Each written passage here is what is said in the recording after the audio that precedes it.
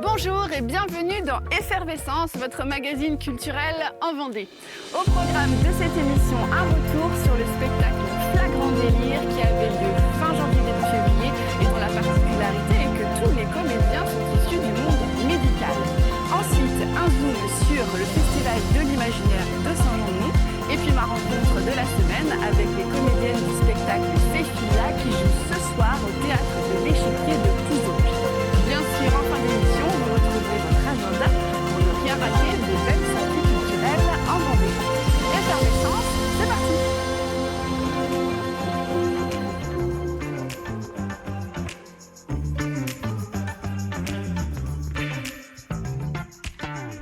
Je suis aujourd'hui à Pouzauges, au centre des Remparts. Vous voyez derrière moi de très jolies toiles. Ce sont les œuvres de Guénolé Carrel, cet artiste qui vous propose ici son exposition Les 10 heures jusqu'au 15 mars gratuitement. Et tout de suite, je vous propose de retrouver notre chronique Retour sûr qui met à l'honneur un spectacle bien particulier.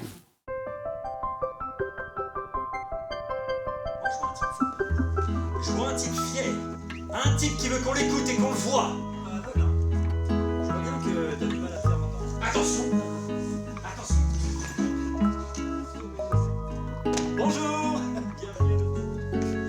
Ah, il est là, il est arrivé.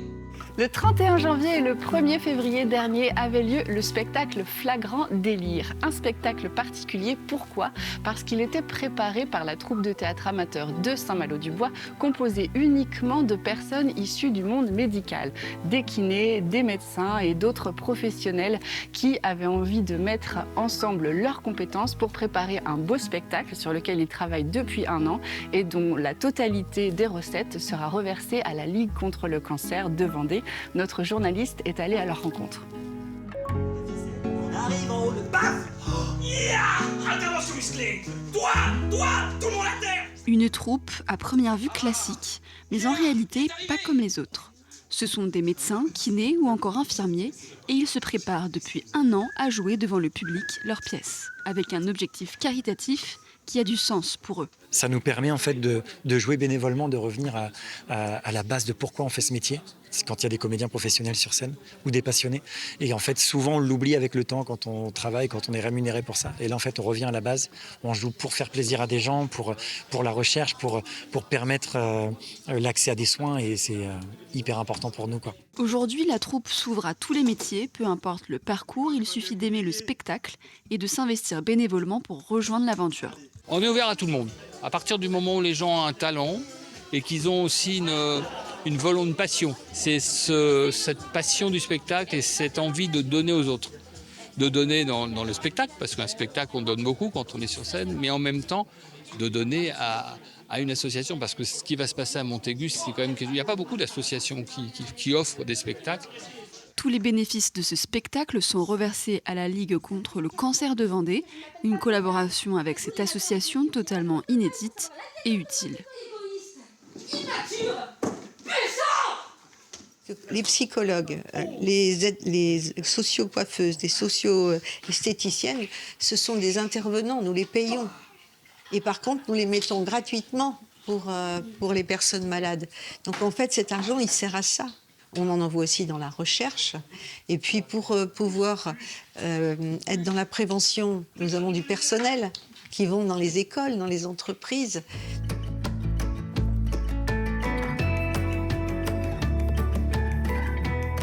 Le Festival de l'Imaginaire a lieu en ce moment et jusqu'au 28 février à Saint-Jean-de-Mont, plus précisément à la Médiathèque. C'est la 3e édition cette année et le thème choisi, c'est Mythes et compagnie. Les adolescents, enfants, scolaires, adultes sont invités à découvrir ou redécouvrir les mythes, un sujet de Jeanne Bell.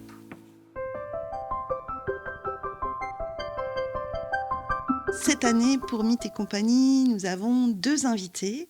Le premier invité, c'est un dessinateur de bande dessinée, c'est Philippe Larbier, qui est le dessinateur des Petits Mythos, qui est sur le thème de la mythologie, bien entendu. Et on l'accueille et pour les scolaires et pour une journée d'atelier avec le public. Le second invité, c'est Mathieu Epp. Alors Mathieu Epp, c'est un conteur, programmeur de jeux vidéo. Il mélange le récit mythologique conté avec des moments des épisodes de jeux vidéo collaboratifs avec le public qui fait avancer l'histoire. On a plein d'autres propositions. On a des ateliers d'initiation à la mosaïque.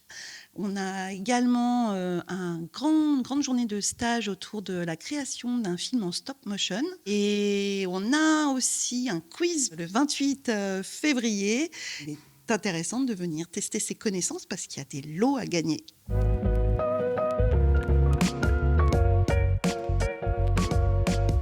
Tout de suite, je vous propose de retrouver notre interview de la semaine. Ce soir, à l'Échiquier de Pouzauges, le spectacle Ces filles-là va se jouer avec 6 comédiennes sur scène. Un texte d'Evan Placet. Je suis allée à la rencontre de ces artistes.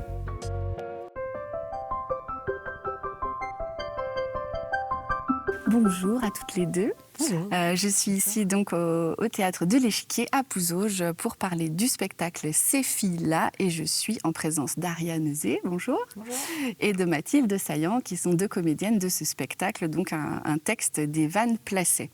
Donc ce spectacle a lieu ce soir, mais là vous venez d'en faire un juste pour les scolaires, un texte bien particulier puisqu'effectivement il parle du phénomène de harcèlement scolaire où vous jouez vous-même et ainsi que vos camarades sur scène 6 adolescentes, 6 comédiennes sur scène en alternance sur ce spectacle qui est mis en scène par Suzanne Gelé et Zoé Poutrel. Donc le pitch de l'histoire, vous me dites si je me trompe. Donc on est dans un cours d'histoire et tout d'un coup les téléphones s'allument et on découvre que voilà, sur ces téléphones on va découvrir un SMS avec donc la découverte de cette photo de Scarlett nue, donc une jeune fille que les autres membres du groupe connaissent et donc voilà, tout le sujet du spectacle va être la réaction de ses camarades, réaction pas toujours facile et tout va basculer d'un coup. Alors le démarrage de la pièce c'est vraiment ça, tout de suite on recrée ce cours de théâtre. Comment ça se passe le démarrage? C'est un coup de poing comme ça? Ouais, c'est vraiment ces jeunes filles qui sont en cours d'histoire et d'un coup ces téléphones s'allument et on tombe effectivement sur cette photo quoi. D'accord. Et ce nude paf poc sur tous les écrans et en fait sur tous les écrans du lycée. Et c'est le début d'un petit engrenage. Au départ, c'est très simple, c'est des rumeurs, c'est des ragots qui gonflent. Et puis tout le monde va commencer à critiquer sa photo. Et puis cette photo, en fait, va... Puis on va la transférer, l'envoyer, on va se poser la question, est-ce qu'on la supprime? Ah, mais en même temps, c'est pas moi qui l'ai prise en photo, je la reçois, je l'ai juste envoyée. Enfin, c'est toute la question de la responsabilité collective. Et cette histoire sur 1 heure de récit, effectivement, qui est pris en charge par 5 comédiennes pour une classe de 19 filles. Nous, on joue 19 filles, en fait. Petit à petit, c'est l'engrenage d'une violence psychique et aussi d'une violence presque physique, puisqu'il va y avoir une histoire de bagarre, puisqu'il va y avoir... voilà.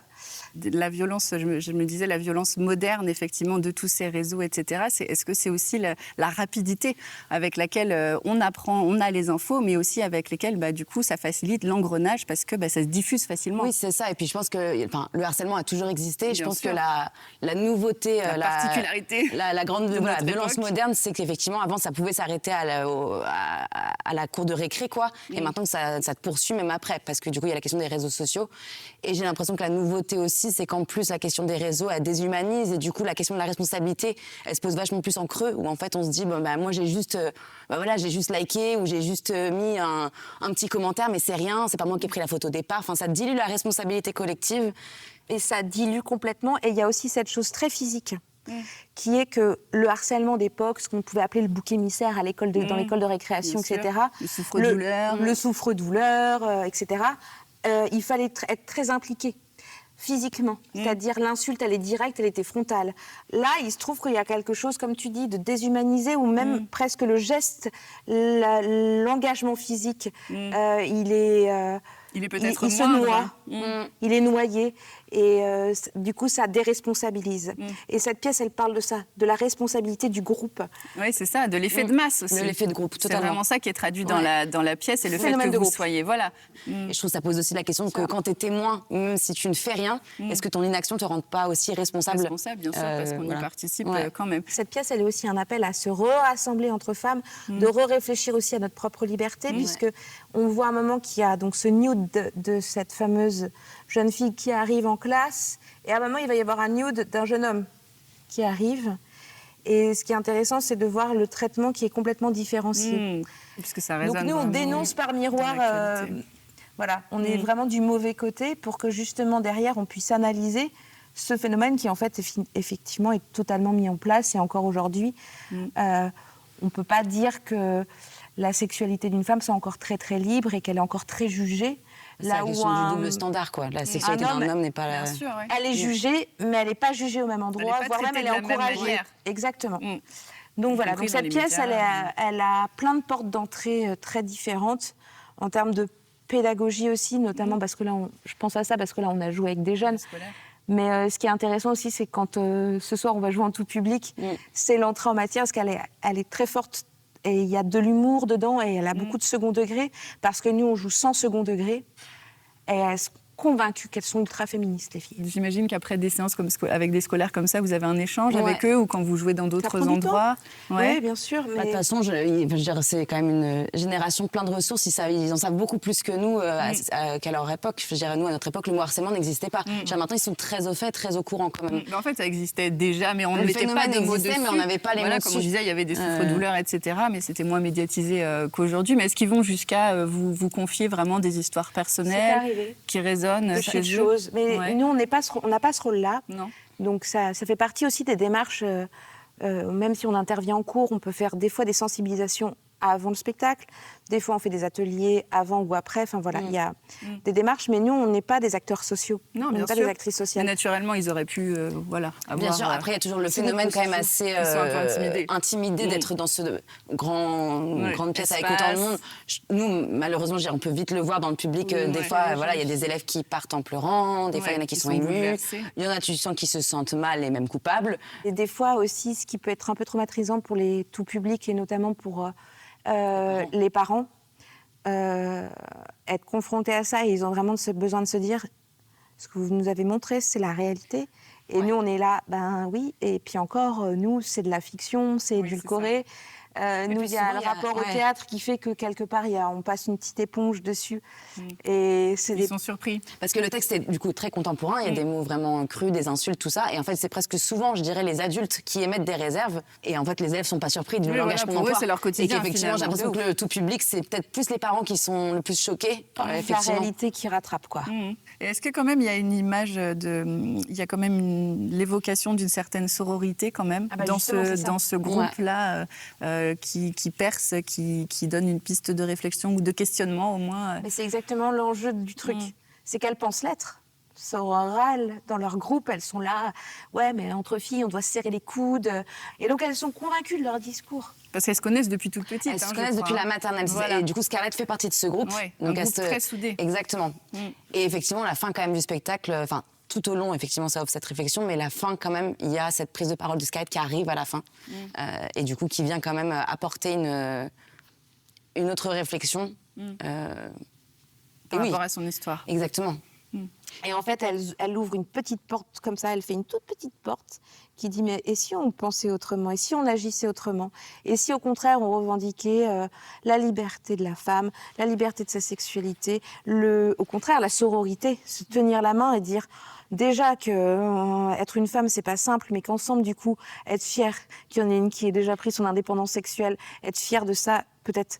Et elles ont des révélation. Oui, et puis je pense que ça peut s'appliquer, là, c'est une histoire de Scarlett, mais je veux dire, ça peut s'appliquer que ce soit aussi un garçon ou une fille, mais j'ai l'impression que ce qu'on peut aussi retenir, c'est, tu disais, la question de l'individu et du groupe, de ne pas oublier qu'il y a quand même des normes sociales qui nous écrasent, et j'ai l'impression on vient pas pour faire la morale en disant que le harcèlement c'est pas bien. Je veux dire, en fait, on sait tous que le harcèlement c'est pas bien. Et je dirais même les ados, les collégiens devant qui on joue, ils savent. La question c'est pourquoi ça perdure, pourquoi ça continue et pourquoi on a du mal à l'endiguer. Et du coup, on vient montrer ce phénomène de groupe-là. Et provoquer un questionnement. Et moi, je pense que la question, notamment du harcèlement, et de cette fameuse parole qui doit être libérée, pour moi, la solution, c'est dans la question des témoins. En fait, parce que c'est super dur quand t'es harcelé, en plus de prendre la parole, personne t'écoute, on le sait, les enfants nous le disent aussi. Donc moi j'ai l'impression que c'est plutôt prendre conscience de sa responsabilité de témoin, notamment aussi dans la question de l'action en fait. On a un immense pouvoir collectif en fait. Appel à l'action. Chacun a son rôle à... Exactement. Ouais. Appel à se dénormer. Et à la agir. fin, elles ont toutes... Il y a une phrase... Le spectacle se termine où... c'est le seul moment où les metteuses en scène nous ont dit ce sera ta phrase, ce sera ta phrase. Donc celui-là, c'est le seul. Donc on a 5 phrases chacune, enfin une phrase chacune. Vraiment précisée. Et en fait, c'est des prises de conscience, toutes. Le lycée est terminé, elles sont propulsées dans la vraie vie. Il n'y a plus de phénomène sur lequel s'appuyer, etc. Scarlett est revenue à donner sa petite leçon et elles envisagent les choses autrement. Oui, puis on voit aussi que le harcèlement, en fait, il laisse des traces même chez les personnes qui harcèlent. Et presque, en fait, heureusement, ça poursuit tout le monde, en fait. C'est-à-dire, c'est pas que les personnes harcelées chez qui ça va avoir des répercussions. C'est que c'est quelque chose qui te...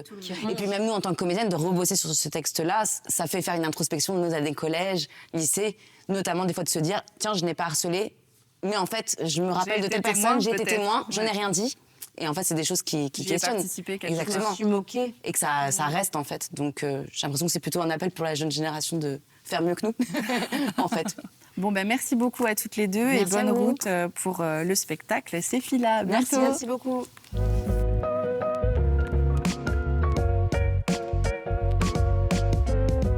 Cette semaine, on vous propose un programme très éclectique. Bien sûr, toujours du théâtre et des concerts, mais également un roller disco carnaval. Vous allez pouvoir patiner en musique et déguiser, mais également un blind test. C'est tout de suite dans votre agenda.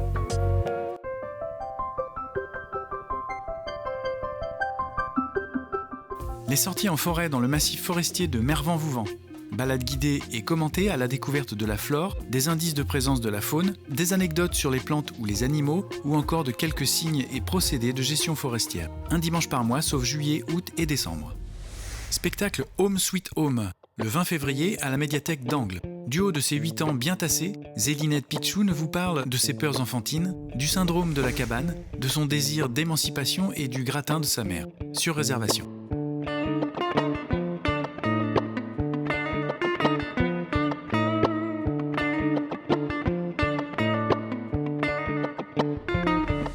Théâtre de variété amateur, la télé des Riolos. Nombre de places limitées par séance. Rendez-vous le 21 ou le 28 février à 20h30, salle Constant-Guyon à Notre-Dame-de-Riez.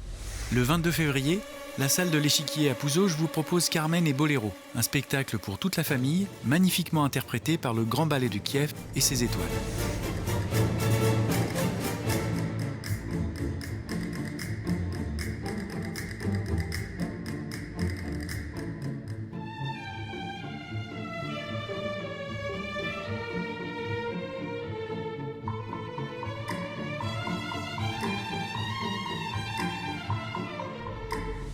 Un atelier d'art floral pour apprendre à composer avec les fleurs. Laisser parler sa créativité et repartir avec une création unique. C'est tous les 2e et 3e jeudis du mois à l'Instant Végétal Créatif à Longeville-sur-Mer. À l'occasion de la diffusion de la Grande Rêvasion, l'association Ciné Esnay organise un ciné petit brunch pour toute la famille. Le brunch est gratuit à la suite de la séance. Dimanche 22 février à 11h. Nouvelle tête, tu peux venir jouer avec nous? C'est bizarre, j'étais à mon spectacle et je suis ici. Tout ce qui nous manquait, c'est toi, une majesté. Pour notre château, où il ne peut rien nous arriver. Cette année, l'association de théâtre Tilt de Saint-Julien-des-Landes vous propose une comédie burlesque de Christian Rossignol, Opération Camomille. Rendez-vous salle Ernest Renaud du 20 au 22 février. Effervescence, c'est terminé pour aujourd'hui. Alors nous adressons un grand merci au Centre des Remparts qui nous accueille ici à Pouzauges aujourd'hui avec cette belle exposition Les 10 heures de l'artiste Guénolé Carrel. Elle vous propose de découvrir ces kakémonos en toile avec ces grands yeux qui sont un peu comme des personnages tribaux. Ils vous regardent, ils ne peuvent pas vous parler, ils ne peuvent pas entendre, mais ont des messages à vous faire passer. Elle témoigne ici d'une grande poésie et notamment de beaucoup de voyages qu'elle a pu faire. Comme je vous le disais tout à l'heure, l'émission est terminée, mais vous pouvez la retrouver en replay sur le site de TV Vendée. Si vous êtes à l'origine d'un événement culturel sur le département, n'hésitez pas à m'en faire part en m'envoyant vos éléments à l'adresse qui s'affiche en bas de l'écran. Comme je le disais précédemment dans l'émission, vous pouvez également aller voir donc le Festival de l'Imaginaire à Saint-Jean-de-Mont jusqu'au 28 février. À la semaine prochaine sur TV Vendée pour de nouvelles rencontres culturelles.